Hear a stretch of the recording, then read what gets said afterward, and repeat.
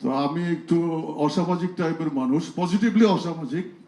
তো ব্যাচেলর পয়েন্টে জড়ানোর সাথে সাথে এই উৎসবটা আমার জন্য একটা অনেক, উৎসব মানেই তো আনন্দের ব্যাপার।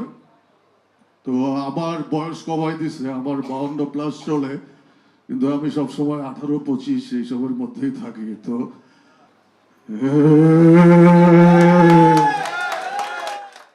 শুভ সন্ধ্যা।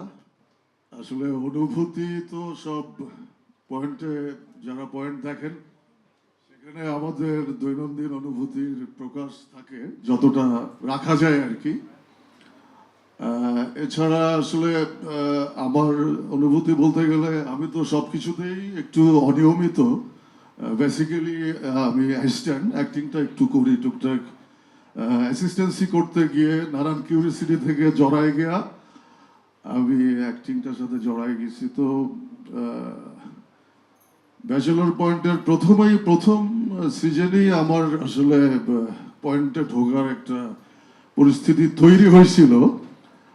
পলাশ আমার সাথে যোগাযোগ করছিল, কিন্তু টেকনিক্যাল কিছু কারণে, আসলে কিছু টেকনিক্যাল জটিলতার কারণে তখন ঢোকা হয় নাই।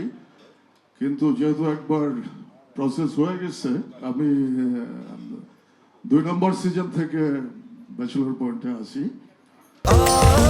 স্বাস্থ্যকর অল টাইম ফ্যামিলি কেক, সব সময় অল টাইম হেলদি লাইফ। তো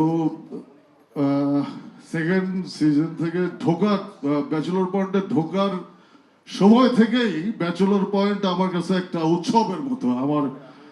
এবং ব্যাচেলর পয়েন্টের প্রত্যেকটা ধরেন শুটিং ডে হোক, তারপরে অন্যান্য যে কোনো রকম কমিউনিকেশন হোক, তো আমি একটু অসামাজিক টাইপের মানুষ, পজিটিভলি অসামাজিক। তো ব্যাচেলর পয়েন্টে জড়ানোর সাথে সাথে এই উৎসবটা আমার জন্য একটা অনেক, উৎসব মানেই তো আনন্দের ব্যাপার।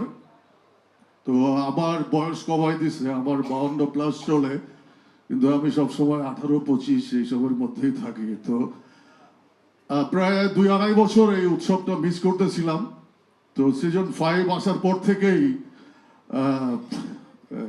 আবার উৎসবের প্রস্তুতিটা আবার শুরু হয়ে গেছে। আমি এনজয় করতেছি আর কি। আর আমি ওরকম ব্যস্ত অভিনেতাও না, কিন্তু ব্যস্ত হয়ে গেছিলাম সেটা ব্যাচেলর পয়েন্টের কারণেই। কিন্তু সিজন 5 আসার পর থেকে, 5-এর প্রস্তুতি হওয়ার পর থেকে আমি আসলে অন্যান্য অনেক শুটিং, আমি আমার ব্যক্তিগত কারণে, আমার ব্যক্তিগত ইনভলভমেন্টের প্রক্রিয়ার কারণে বা চেষ্টার কারণে আমি একটু বিনীতভাবে সবার থেকে একটু দূরে আছি।